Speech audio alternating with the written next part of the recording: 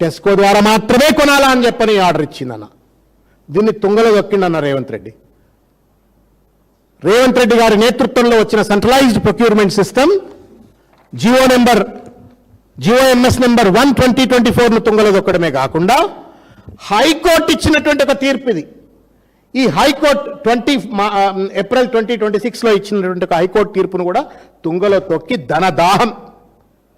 ధనదాహంతో కమిషన్ల దుడ్డతో సెంట్రలైజ్డ్ సిస్టమ్ను పట్టుకొచ్చి మళ్ళా నేను ఇంతకుముందు చెప్పినటువంటి ఈ టెండర్లన్నీ కూడా వీళ్ళు ఆర్డర్ ఇచ్చినారు.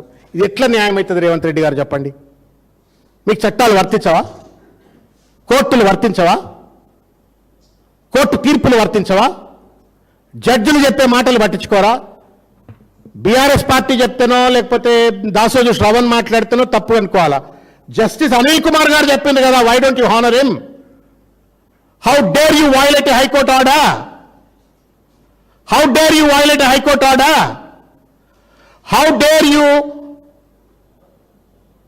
to conspire to give a tender of 500 crores to a company which is supposed to have been blacklisted?